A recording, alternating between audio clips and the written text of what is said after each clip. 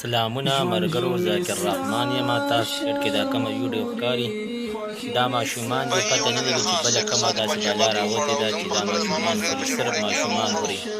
تاسو دا ویډیو ما سره وګورئ، په دې کسان په جیبات کې وخوړه او زموږ په خپله د ماما زوی په چرګوړی کې هغه وخوړو دی په نمبر سره، او په دې لږ ساعت کې لکه دې څنګه څه بیاری خو نه و چې په لږ ساعت کې ټولو ته ورسېد، خو څه مسله راغله او ماشومان هم کنټرول کړي، ټولو ته هغه ورسوئ میسج. ښه جوړه، شکرا.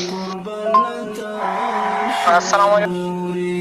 ریډرینګ اسپاتا کې هغه وی چې دلته خو ویډیو نه پرېږدي، خو دا وی چې 13 ماشومان یې وخوړل عربه چې راوتېري، خو ساوی مارغري هر یو شی چې دی، خو لکه واړه صرف ماشومان خوري او غټو ته سوی نه، صرف خالي په ماشومانو باندې راځانګېدې شوي. نو هغه سره ما خپله خبرې وکړې، هغه دا خبره وکړه خو چې دلته ویډیو نه پرېږدي، کنې ویډیو دې ما کوله ما ته ویډیو درچا کوله. په دې هسپتال کې دا ماشومان پراته دي.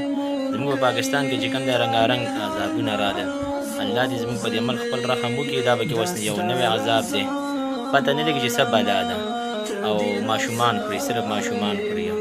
نو تاسو مهرباني وکړئ د خپلو بچو خپل خیال وساتئ، خپل بچي چې کوم ځای مې نو بهر یې مه پرېږدئ، ځان دې یوازې مه پرېږدئ. د خپلو بچو ډېر زیات خیال ساتئ، د دې بلا نه یې وساتئ. پته نه لګي چې دا اوس څه بلا راوتې ده، دا هم یو عذاب دی. الله دې زموږ په ملک خپل رحم وکړي. سیټ کې تاسو دا ویډیو ګورئ، دا چې کوم دی پرونۍ واقع ده، ډېر زیات د خپل ماشومانو خیال وساتئ. مننه، مهرباني.